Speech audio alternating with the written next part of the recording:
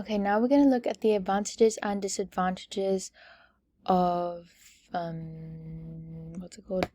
I'm not even on the slide. Of contemporary food approaches to food production. Contemporary approaches to food production, including GMOs, vertical farming, and in vitro meat. So first of all, GMOs.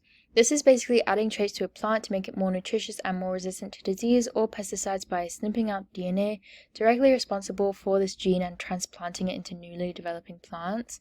Benefits: nutritional value can be improved, crops can be produced that lack known allergens, crops can grow in arid conditions for better yields, GM crops can reduce herbicides to kill pests, can improve food supply and agriculture in poor countries, GM crops may have longer shelf lives, reduces economic costs and carbon footprint. The risk, on the other hand, is new traits could cause adverse health reactions, removal of traits could have unknown effects, crops may limit biodiversity of local environments, increase competition with native species, for example. Cross-pollination could lead to superweeds, which are very hard to kill. Patents restrict farmers from accessing genetic modification seeds. It could lead to monopolistic activity. Foods with genetic modification components may not be labeled, and different governments may have conflicting regulatory standards concerning safe usage of GMOs.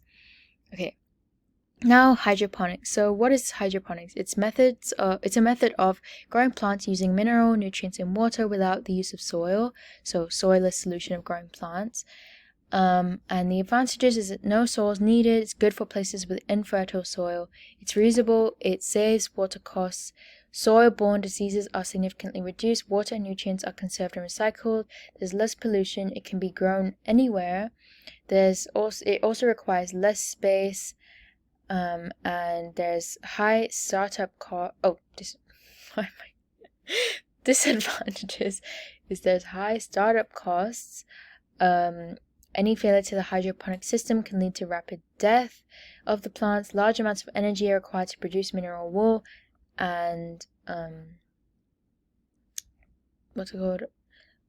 fertilizers. It requires the use of clean water. Waterborne disease spreads quickly. More supervision is needed. And there's also some examples you can see here. Okay, now aeroponics. So this is a system that involves suspending plants in the air and spraying their roots with a fine mist of water and nutrients. So the advantages of this is that soil erosion can be avoided. It's good for places where there's high cases of poor quality soil. It's less labor intensive, high yields, earlier growth in the year, maybe multiple harvests, high density per area, less risk of pathogenic organisms, less water usage, little space required, easy to use, good educational value. It requires constant attention, however. It also has high initial costs, susceptible to power outages, technical knowledge is needed, and it's also dependent on the system, so might be susceptible to some type of failure.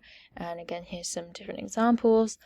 Then finally we have in vitro meat. So this is where protein cells are grown from a culture of animal stem cells such as live pigs, or the whole muscle is synthesized in a laboratory.